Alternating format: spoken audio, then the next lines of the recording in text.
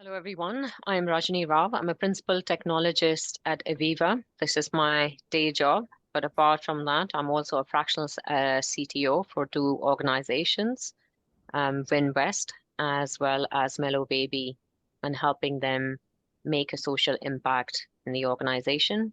I'm also the director of Women Who Code. So I'm an avid advocate for women in tech. So let's start with the talk today, which is going to be about serverless and how serverless actually changed the way we look at things. With serverless, we were able to get 50% more productivity. And before I get started with serverless, I wanted to introduce what serverless is. So in simple words, using the analogy of cooking at home versus eating at restaurant, serverless is when you compare to traditional computing, you cook at home. This is how messy it is. You have to take care of availability, scalability, and everything you have to do, right? Right from chopping to cleaning. And if more guests arrive, what are you going to do? You've got to repeat that process. But serverless computing is like eating at a restaurant. You just go sit in and you order the food. You decide what you want to eat, and if more friends come in, you just say, hey, here's the menu. You order, and the good thing about it is you pay for what you order, and there's no need to clean up or manage the kitchen. And imagine even if you had to go eat out or versus cooking at home, the amount of effort that's required to build systems versus cooking at home. And the same thing with serverless. You have to just put something together, like open the dishes out and then say, here's a takeaway, for example, here's your food. So that I wanted to introduce a little bit about serverless because I'm going to talk about one example of how this helped us. So first off, we had three Windows EC2s. EC2s is basically in AWS, it's a compute instance. So you think of it as a server. So we had three Windows servers in three different locations. And it was Windows, which is a pain. And then we used IIS as our web server. So IIS is Internet Information Services. So it does the job of web server on Windows, and it's Microsoft, works well with Microsoft. So when we were maintaining these systems, and it was global, we always suffered because every patching we did, there'd be something really, going on sinister. There's no patching that's gone smoothly on Windows. I don't know if there are Windows users here, but you know what I'm talking about if you have. And IIS, as a consequence, it's another utility on Windows. So every time the Windows patching goes through, the IIS is, will stop working, or there's something, that'll go wrong. The second thing we also notice is every time, like say China, like when our products were sold, when say China wakes up, then there'll be deluge of requests, and then the servers will be maxed out. And you think like once the loads come down, everything would work, but actually the servers would just go into this funny 100% CPU capacity and just hang. So literally every week we would spend 50% of our effort in managing and maintaining this. Also the budget was really limited because the service was given away for free.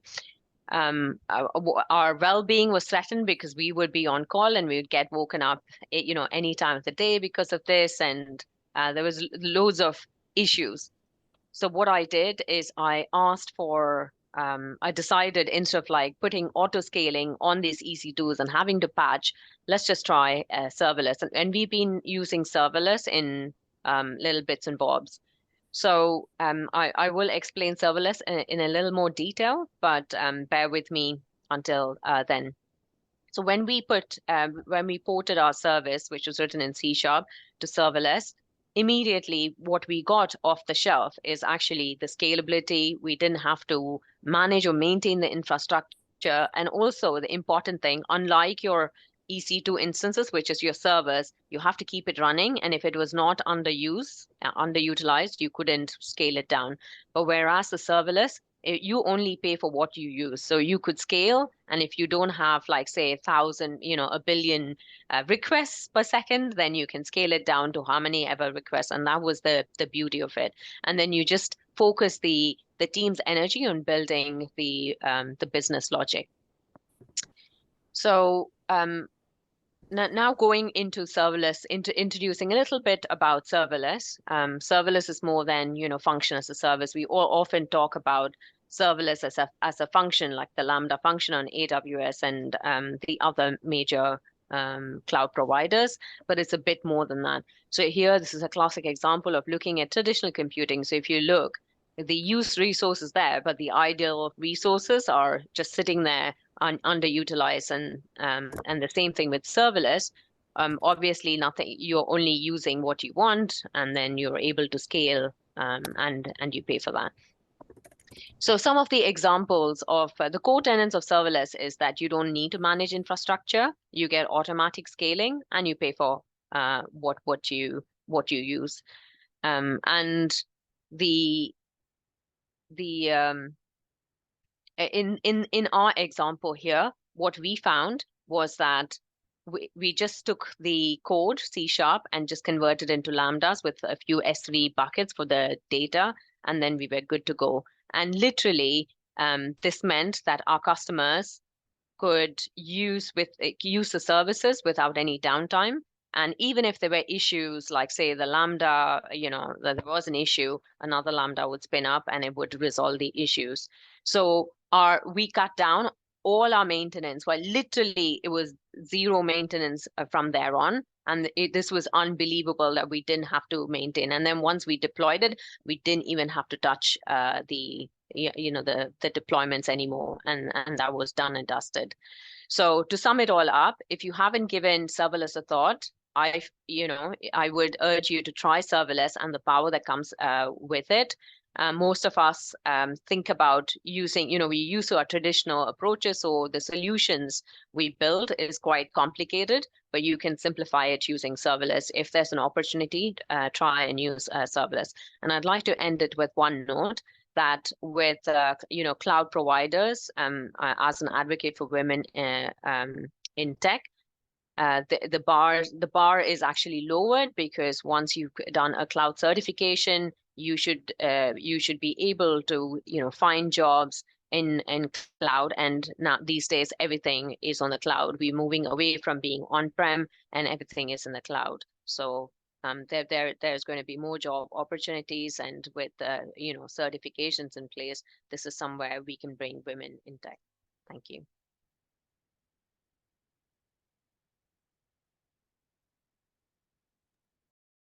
Nice, well done. That's amazing. Thanks, Rajani. And you finish with 3 minutes to spare. So if anyone has any questions for Rajani, you can ask it. I've got a question, Rajani. Was it challenging at all converting your C# into Lambda? What was that migration process like?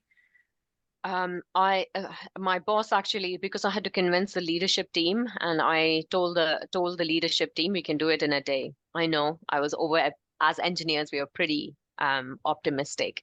So it did take a day to port, honestly, because it's the same code, and the same C# code could be ported as Lambda functions. And if you are used to working with AWS, I was a certified architect, so for me it was easy, and with the help of my team, we just ported it one day. Having said that, when the initial architecture was different, instead of using S3, we were using network, disks. We were using disks to store this data. But we realized that disk means you had network and IP address, and we ran out of IP address, and we got, for 1 billion requests, we ran out of 1 billion IP addresses for your disk. So there was a failure, and we immediately switched the solution from using disk to S3s, which completely eliminated and even brought down costs for us. So there was a learning curve. No one talks about this, but when shit hits the fan, you learn from it. Thank the you. deep end. Thank you very much. Any other questions for Rajani? No. So Leena, you are next.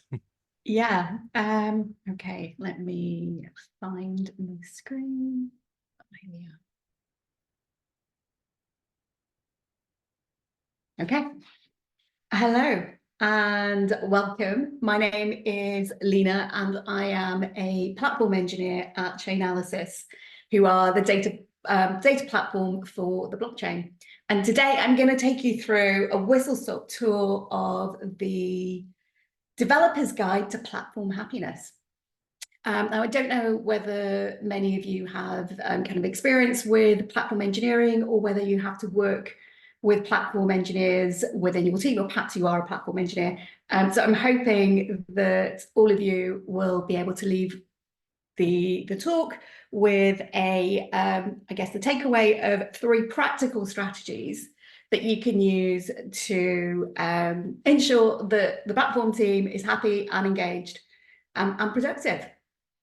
So, let's move on to the next slide. There we go. So within platform teams, we talk a lot about engagement, and we talk a lot about platform as a product and delivering the entire platform, which is, in terms of kind of my simple definition, a collection of tools and systems that help developer productivity and developer efficiency.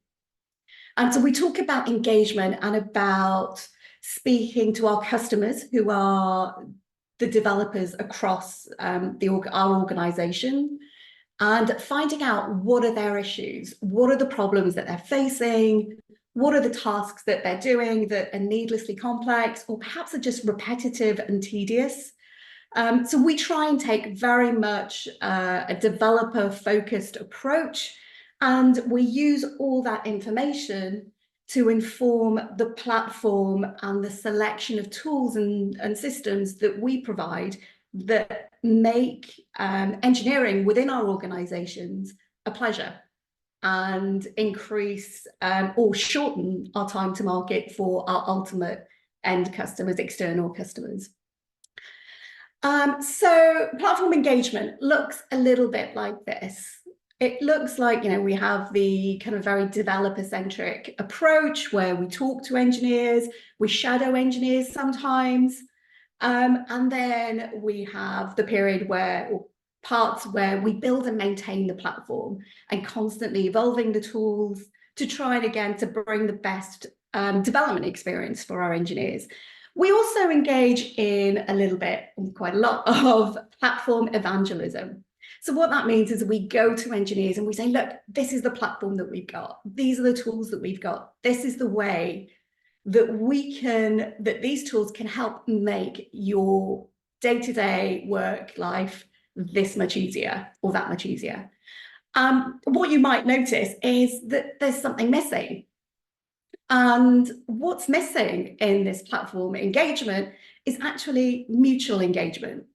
So in my opinion, what's missing is actually the part of engineer engagement. And so engineer engagement in this context, I mean engagement coming back from feature engineers, non-platform teams that come back into the platform engineering space and complete that circle.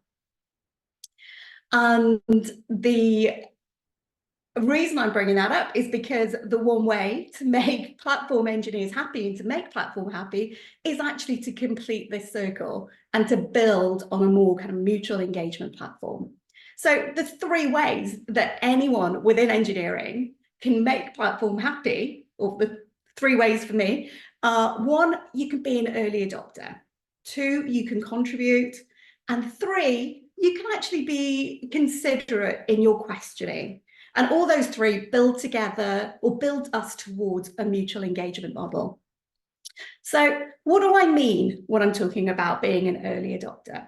So early adopters tend to be individuals or teams that will be the first to use a new product or a new service. And they're invaluable to product developers. We get great feedback. in terms of what works, what doesn't work, what's actually a useful feature, and really what's just a waste of time. So that makes platform teams incredibly happy if we have engineers or teams that are willing to be the first to use these products and to use our systems. And the benefits to the engineers is that you get to impact on the product that we release and that we provide. You get to impact on the priorities of the features that get delivered. You also get to build strong relationships with the platform team, which, when we'll get to it in a second, but when things go wrong, is incredibly valuable. And also, ultimately, you actually help to deliver a robust product and a robust platform for the whole of your engineering organization. The second way that you can make platform teams happy is to contribute. So platform teams, certainly in my experience, tend to have a really broad estate. So we touch any number of different things, kind of all the way from, kind of documentation sites to the cloud platforms that are provided. And so we tend to be relatively small teams sometimes, and we're not always to be everywhere all at the same time. So if you want to try and make your platform team happy or contribute towards platform happiness, I would say contribute. So if you are reading through documentation and perhaps it's slightly out of date or there's a typo, you could raise a PR and perhaps contribute the fix. If you come across a small bug or a small issue, again, you can raise a PR and contribute the fix, or you can raise an issue and let us know. Also, one of my favorites is if you, as an individual engineer or a team, have actually an idea for a feature that you'd quite like, but it's not necessarily a high priority one. So maybe it's one that the platform team or developer productivity teams, etc., may not get round to, fairly quickly. What we've seen works really well and makes me incredibly happy is when teams will actually kind of create the feature and contribute to the code base. Platform teams, certainly in my experience, are always happy to collaborate and work with external teams to expand the platform and to actually deliver tools and features that teams find useful. And the final part of the three that you can use, 3 techniques, is to question considerately. And what I mean by that is platform teams tend to always have at least a small support requirement or some support requirement. We tend to kind of function sometimes as a little bit of third line support. So maybe when there's an issue and maybe it's got the word Kubernetes in it, or it references a cloud platform and the teams are not able to kind of necessarily work it out. Sometimes it's service related, sometimes it's platform related. It's not always clear. These sorts of questions often find their way through to the platform channel. And so what would make me incredibly happy and certainly make my platform colleagues happy is if when you're posting one of these requests, try and give us a little bit of context. It's incredibly useful to know, if there's a link to a repository, where is this issue presenting itself? And so really the image there is essentially, don't just put a stack trace. It's incredibly helpful to have a little bit of context, perhaps a bit of background, what has been tried, what are the options that, the attempts to fix it that have not worked. And then also what's also my personal favorite is letting us have an idea of your priority and urgency, especially if you're posting something maybe at 4:30 on a Friday afternoon. Let me know, is it something that perhaps can wait till Monday, or do I need to cancel my weekend plans? So all these 3 hopefully will kind of show that it's a mutual engagement. Platform teams, we work to create a platform that makes engineering a joy. And really, we need the contributions from feature engineers and application engineers to contribute and close that circle for us. And as I said, the 3 things that you could do, or anyone in engineering really can do: be an early adopter, contribute where you can, and question considerately. I know we said that potentially we don't necessarily have time for questions, but I'm always happy to talk platform and platform culture and developer experience. So if you do want to continue the conversation or just talk platform, just reach out and say hello. Thank you. Thank you, Leena. Amazing presentation. I have a question for you, but I'll keep it to the end if you're still here. Otherwise, I'll ask you afterwards. So who's next, Carly? Just pull up. Sorry, let me just pull up the schedule. Yemurai, you next. You happy to go? Yep, that's fine. Bear with me, I'm just putting on my charger. And I'll share my screen. Let me put my phone on Do Not Disturb because I know someone will try and ring me. Cool. Been there, good idea. Yes. Okay, sorry. Share. I'll present. Okay, share screen.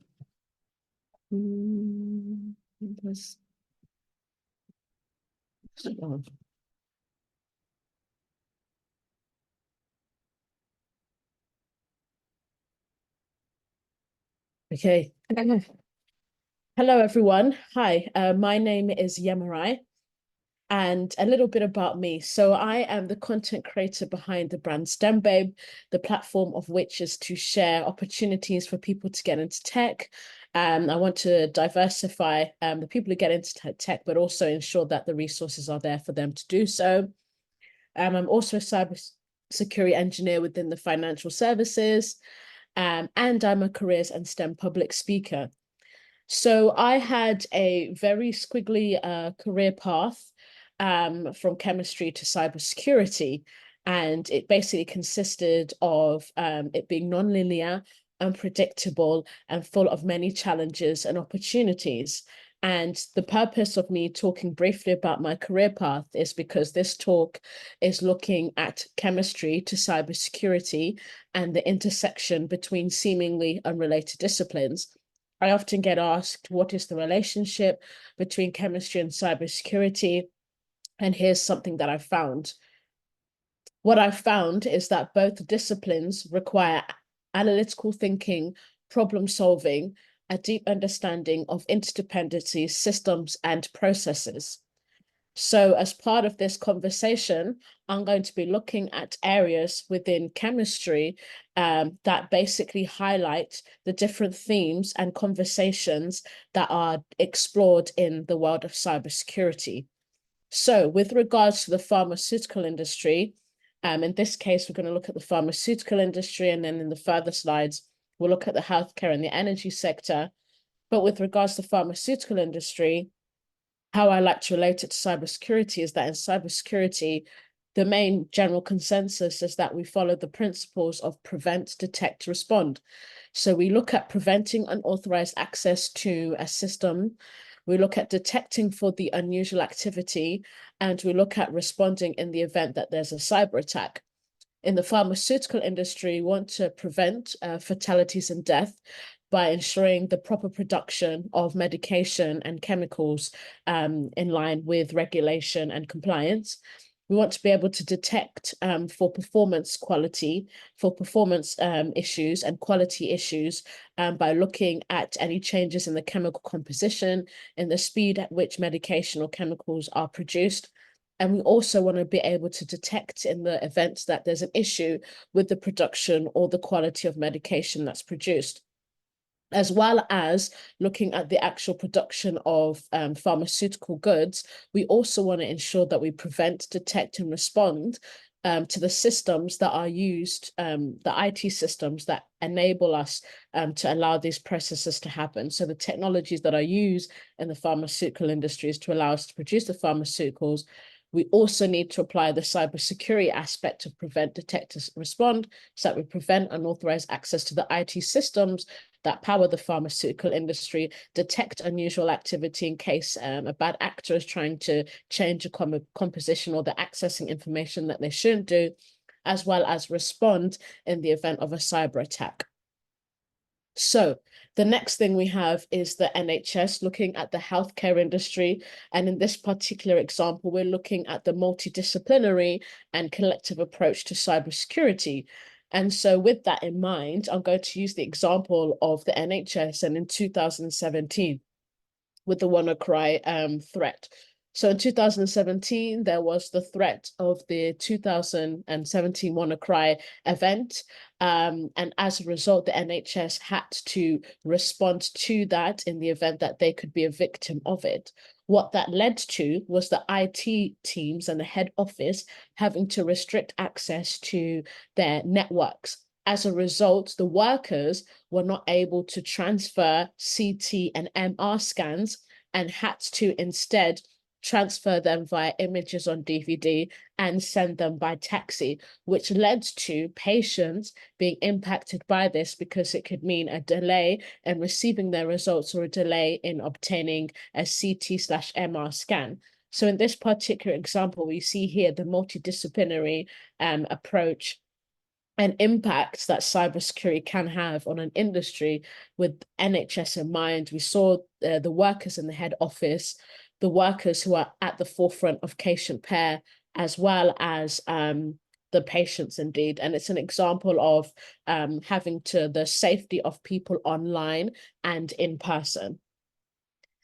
So then the next thing we have is the energy industry, and the energy industry adds a geopolitical dimension to the conversation around cybersecurity, because as we're looking to move to a more sustainable world, we're looking to increase the adoption of green technology. Many of the inverters that are used to power some of the photovoltaic systems and the wind farms, they use inverters that are imported from China. This could potentially be a gateway for geopolitical nations who have, bad interest to essentially have access to our energy grid and could potentially launch a cyber attack through that. And also with the increased investment within the space, it's an opportunity for bad actors to capitalize off this, as they could launch a ransomware attack to potentially gain a lucrative payout. So in summary, the intersection between chemistry and cybersecurity can be demonstrated in 3 areas in chemistry. The first one being pharmaceutical, looking at the prevent, detect, respond methodology, the healthcare industry, looking at the multidisciplinary approach and impact cybersecurity has, and also the geopolitical dimension and the financial dimension as a result of, in the example of the energy sector. And in summary, both disciplines require analytical thinking, problem solving, a deep understanding of interdependency systems and processes.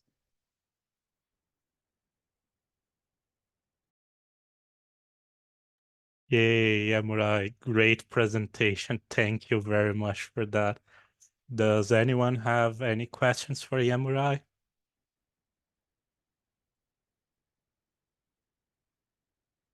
How long did I take? It was quick.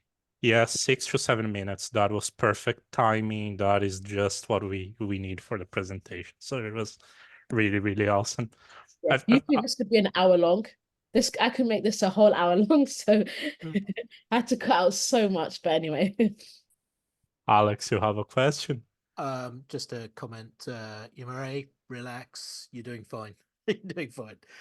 I felt you were a tiny bit rushed. I apologize for giving criticism instead of a question. No, I appreciate it. Thank you very much for the talk. It's a good problem to have though, because you can factor in breathing, right? You don't want to be trying to cut it and rush it. And she said, obviously, originally it was an hour. So, but I did like your slides as well. I like the little kind of I don't know if it was intentional, the benzene pathways. Yeah. I like the chemistry connection. It's very cool. And it's honestly inspiring, because like lots of folks that want to, move like professions, they don't know how to like reuse their experience, So yeah, it was a great presentation on all accounts. So maybe we can move to the next person then. Who are we having, Carly? So I've got Farhath listed next. Yep, give me 1 second. Let me just get it up. Okay.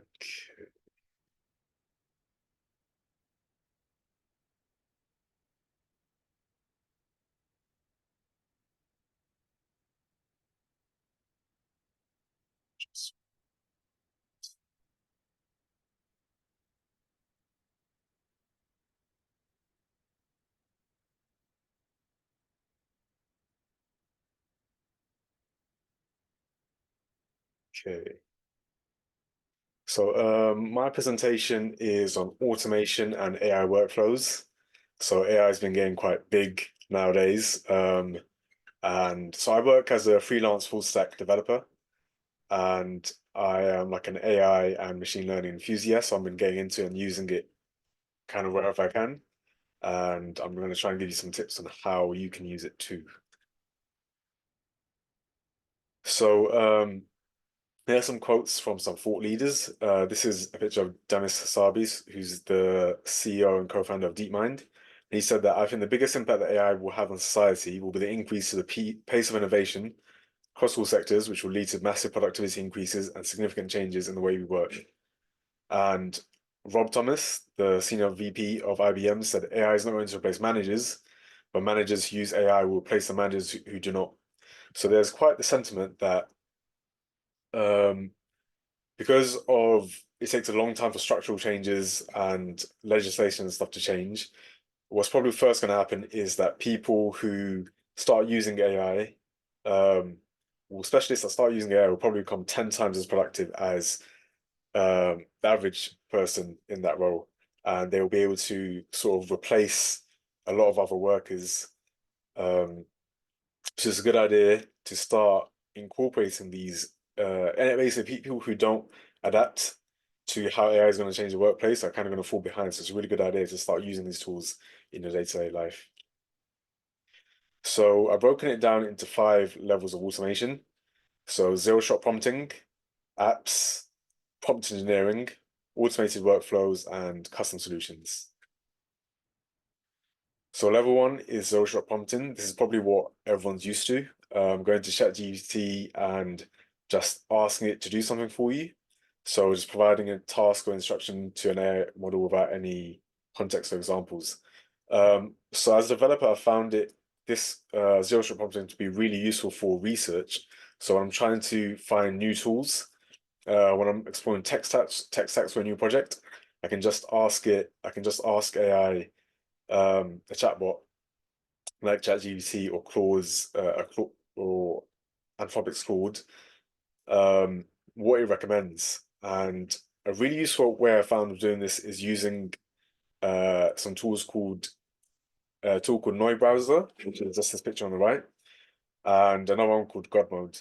So these allow you to have multiple of these AI chatbots next to each other on the same page.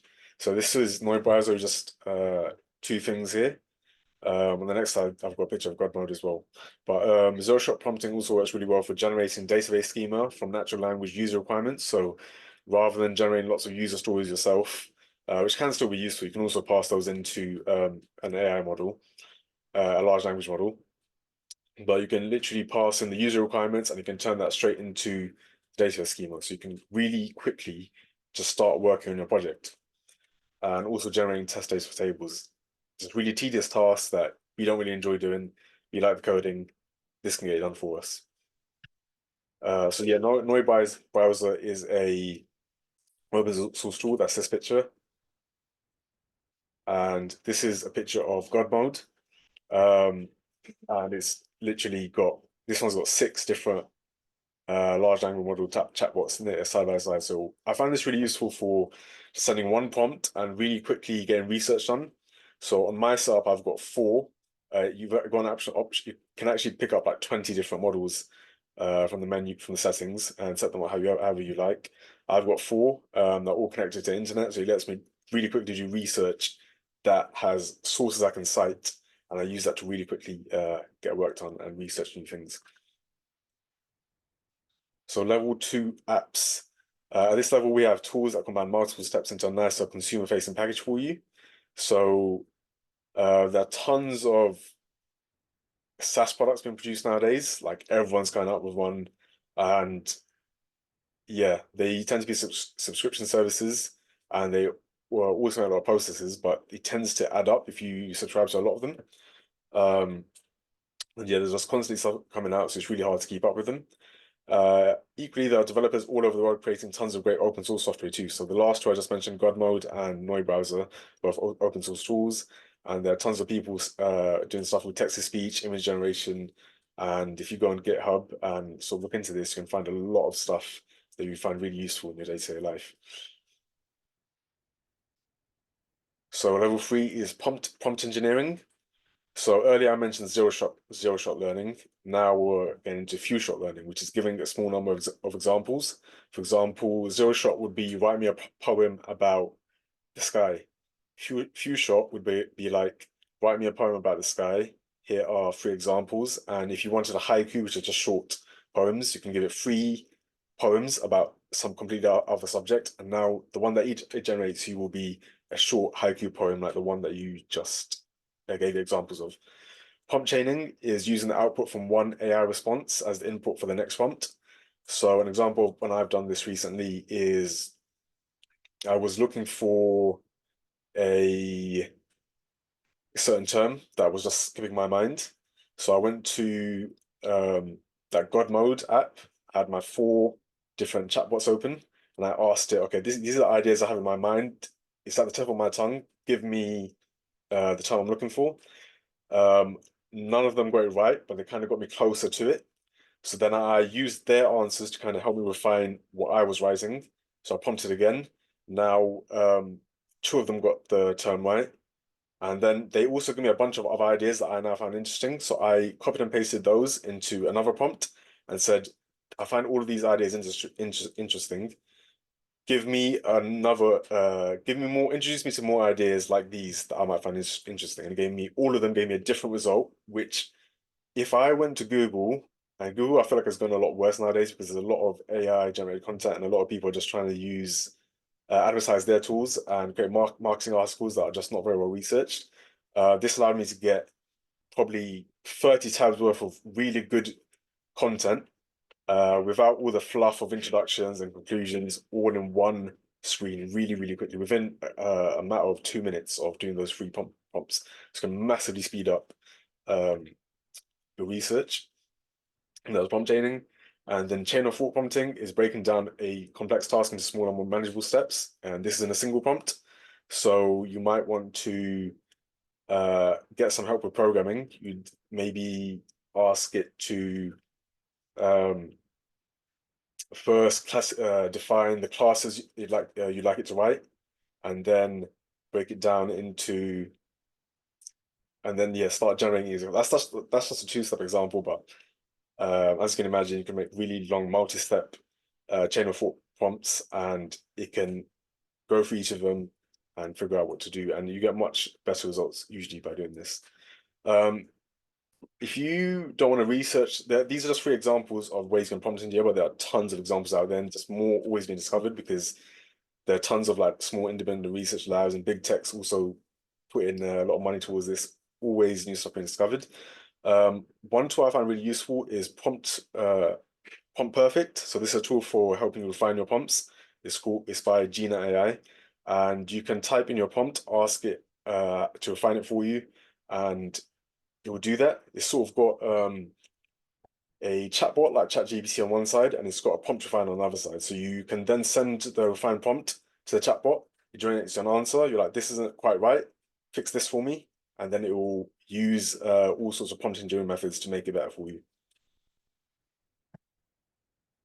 Agentic workflows.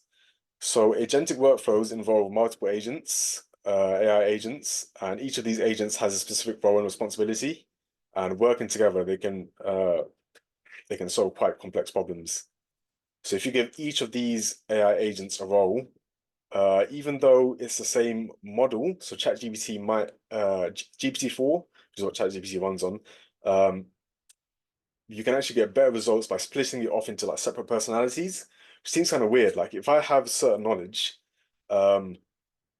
then me sort of splitting, I can't really split myself into 2 personalities and then do one job better and do one job. Like my knowledge is my knowledge, and it wouldn't really help by I can't really split myself into different roles. But with large language models, if you tell them, because they've got so much knowledge, if you kind of tell them to do one role, be a programmer, be a quality assurance tester, or be the designer, they actually perform better when they work together that way rather than just as the large language model itself.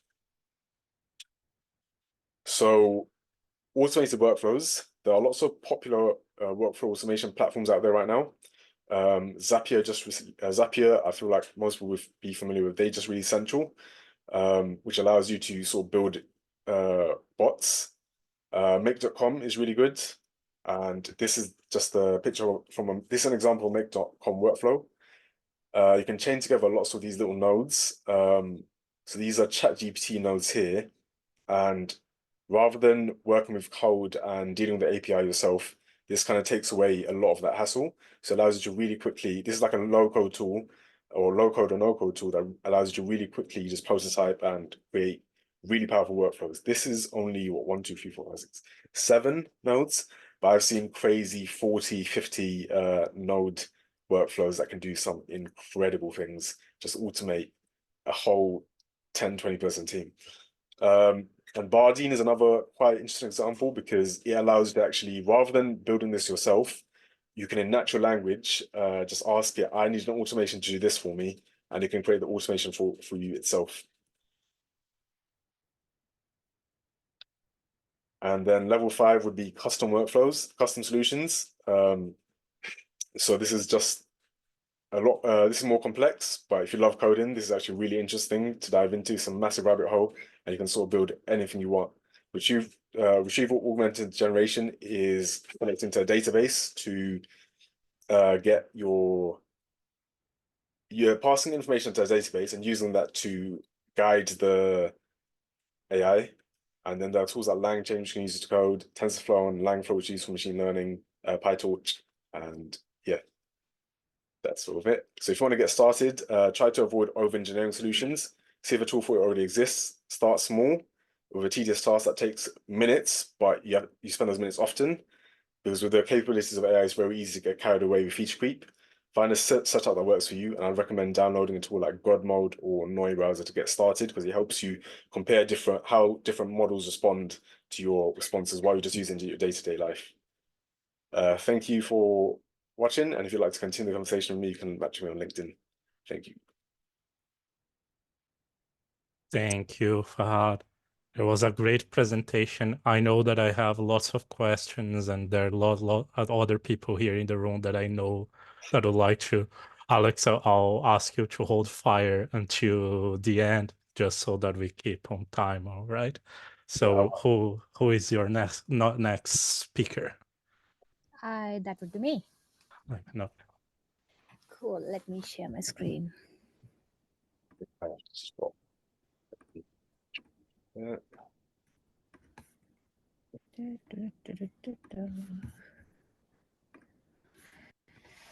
Cool. Can everyone see the screen okay?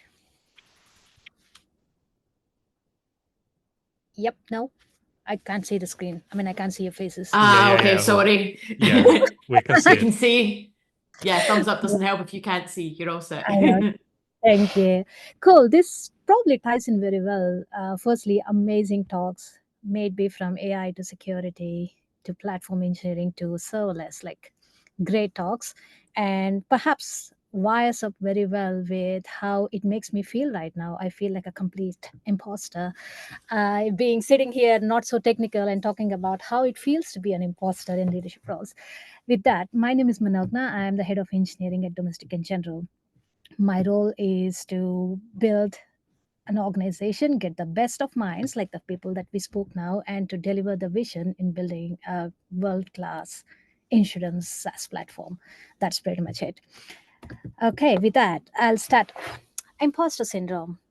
The textbook definition says a psychological occurrence when people doubt their own skills or accomplishments and believe they're not as intelligent as they project, and so have this persistent fear and anxiety of being exposed as frauds.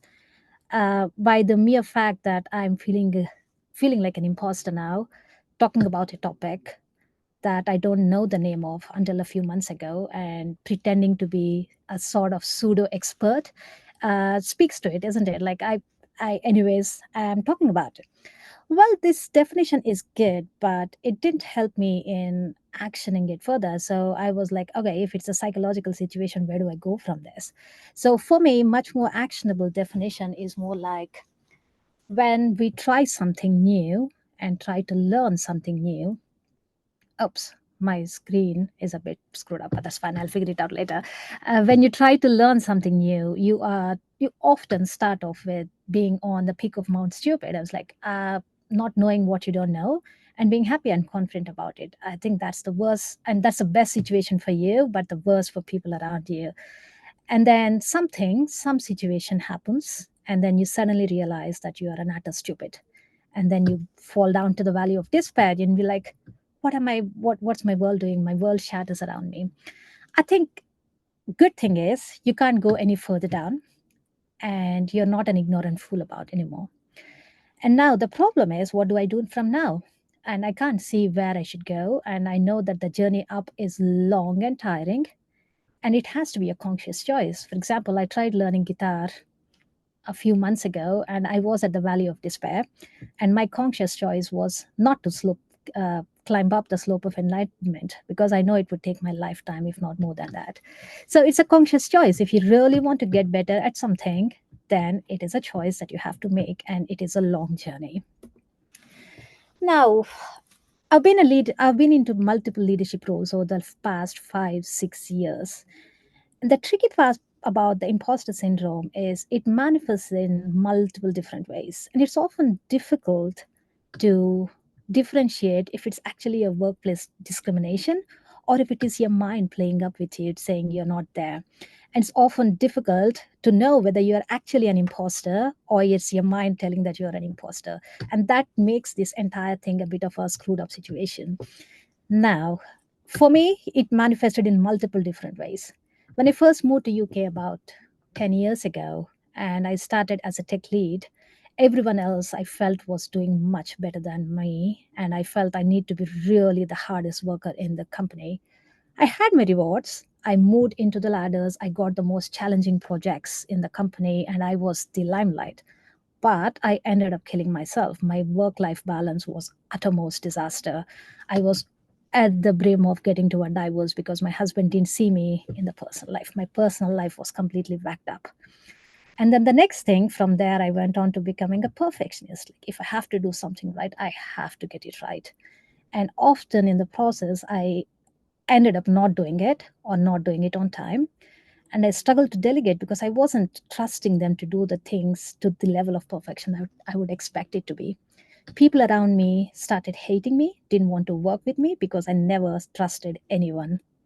And they conceived me as arrogant because I was always finding a critical remark in whatever they come to me as. And then I overcame it. I'll speak about it in a bit. And then when I moved to another company, a startup, a brilliant startup, there my VP of engineering was brilliant in presenting his ideas. I felt that he's a natural. Whenever he speaks in this all hands, I was like, damn, he's so good. I don't know. I wasn't built up for this. I really can't move into the leadership roles. I don't know how to get there. And I felt that it has to be natural for me to be a good speaker. And then the last one, this is still something I go through now. Like when I was hearing the talks, I was like, goodness me, I don't know any of it. I think I should be the expert in everything that I come across. I need to learn the experimentation frameworks. I need to understand the Gen AI and the LLMs. I need to be a master in DevSecOps. But over time, I figured out that you don't need to be the smartest in the room. You just need to learn to make the room smarter. And these are different phases, and this doesn't stop in one situation. You just don't learn and then, yeah, like there, I do it every time. It's a continuous learning process. So now, I'm a great fan of Ray Dalio and his book about principles.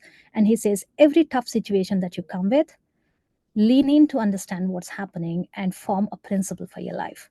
And so I came with my own principles. And I'm not talking that these have to be the principles for everybody, because everyone comes from a different background.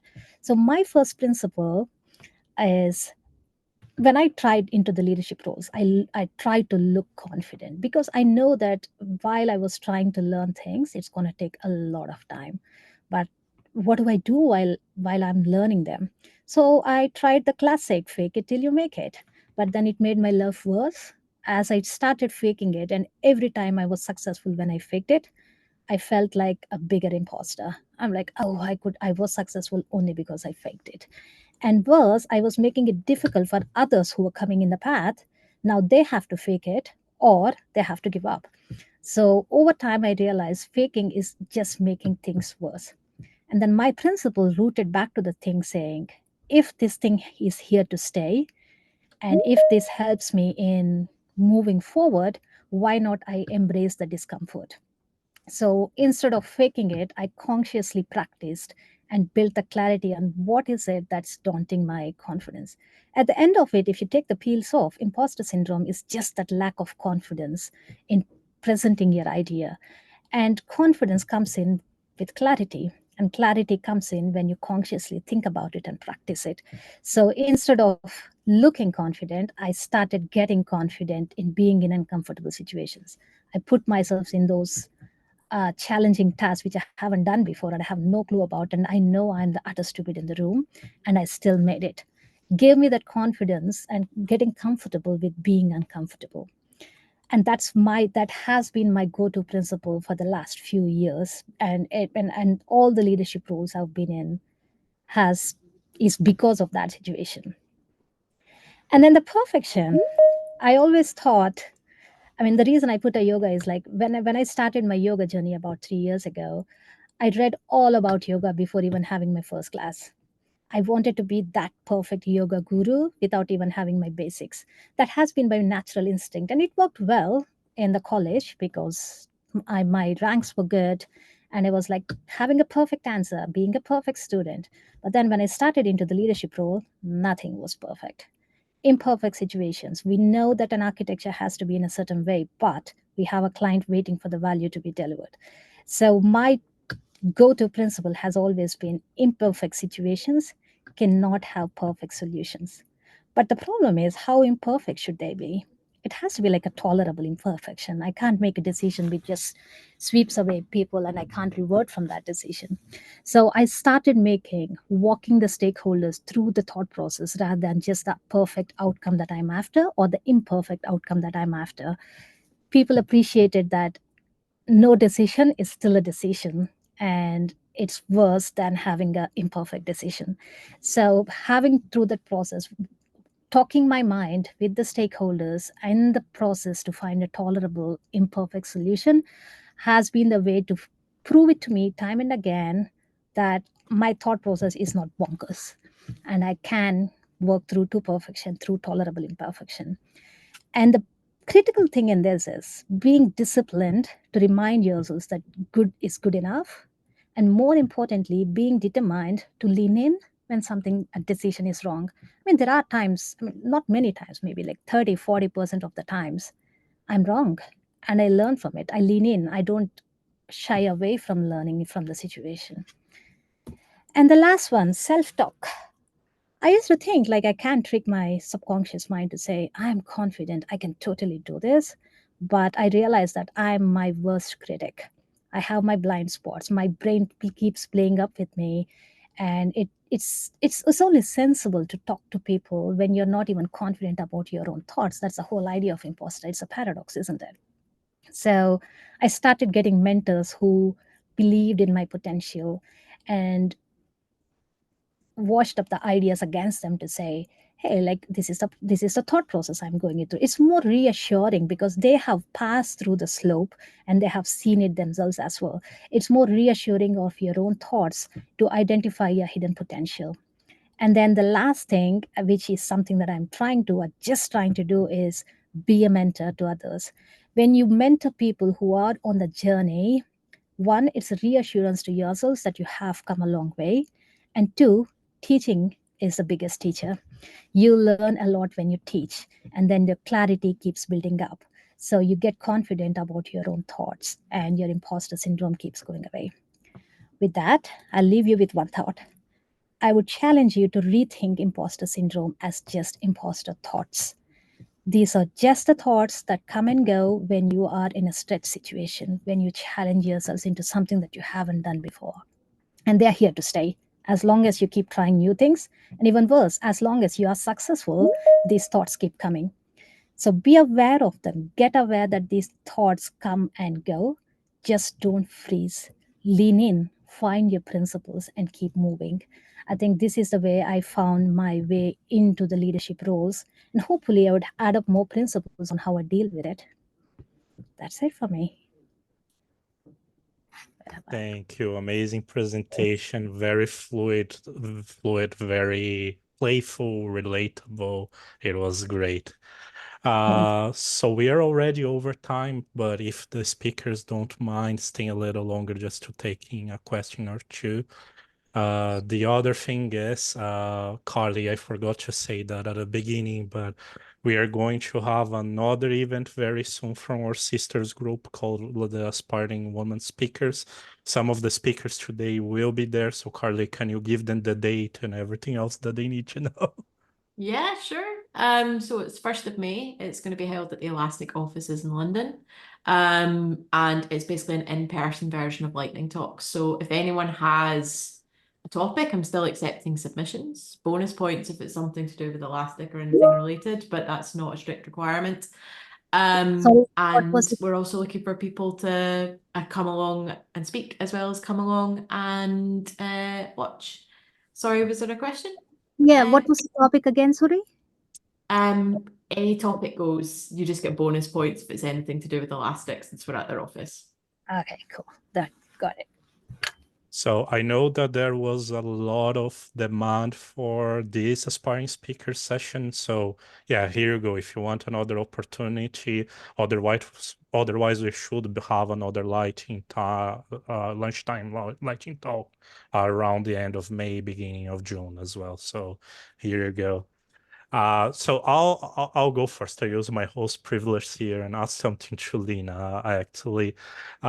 Leena, like I'm in architecture, and one thing about the platform team is like I always think that you guys are so busy. So you say, okay, we should give you context. You should not be afraid of like getting to you. But I have those ideas like, okay, we need to do contract testing and I want to contribute, but it's a 3 months thing.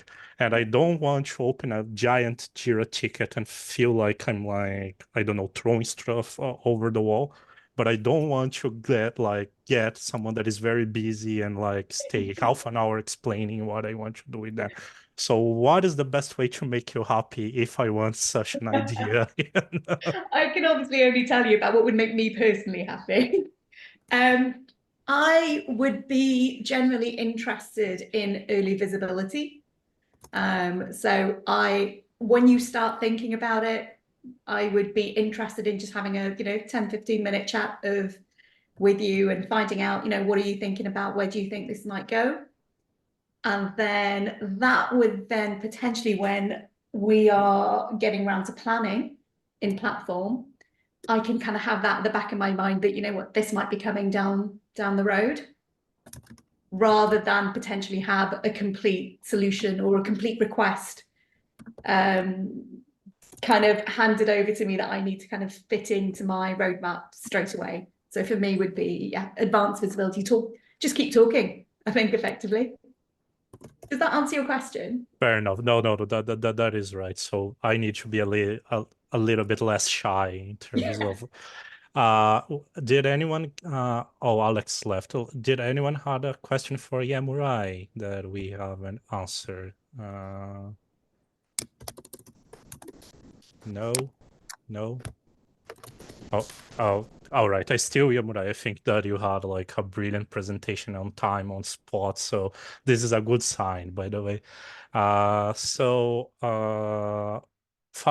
I have a question actually. So the first one is a small feedback at the end. Try to shave a few minutes off of your presentation if you can, because you see that it's going to be busy at the day, but your presentation is very interesting. So I was playing with Open Deving, which is kind of like agent-based breaking down things like that. The thing that I wasn't so impressed with is when it's breaking the steps down, it kind of goes into a direction that is not necessarily great. And the end results, it's not, it doesn't go where like I would expect to go as an architect or developer. So what are your techniques when you're working with something more agent-based like this to basically, try to get AI backed into the right track? So I did play around with OpenDevin about a week or two ago. There was another one that was released at a similar time called Devika. I prefer that one. I think OpenDevin uses GPT 3.5 or GPT 4.5 Turbo. I think when I used Claude, do you know about models much? The different. Okay, so with Devika, I found using Claude Haiku, so their smallest model, was actually like super cheap and really effective. So I could, for half a cent, get somewhat of a decent generation. But sometimes what I tend to do is I do the research on a tech stack that I think that, and I choose a tech stack, give it a tech stack, and then also do like 5 or more generations. Because each time it will generate something different, it will go down a different path. And I don't think it's there yet to do the whole thing for you. Or I do actually know that in the corners of the internet, I'm seeing on like the deep corners of Reddit and Discord communities, I know there are developers and internal tools where people are getting like really incredible results because they've done like really good prompt engineering and stuff. So it's possible. But right now, what I'm using these kind of open source tools for is more generating ideas. So I generate maybe 5 generations, take the best ideas from each of them and combine them together. But definitely maybe pick your tech stack and just use a cheap model like use Devika, the cheapest Haiku model, Claude Haiku, and yeah, generate a couple results yourself. No, thank you. That is good hint for a while. So I think like Manogna left, so that is probably all this picture. As I just want to thank everyone. Paula, thanks for being here as well. It's great to have the mentors to be able to give feedback to their mentees. And I hope to see you soon at Elastic or DevEx, depending on where you're going.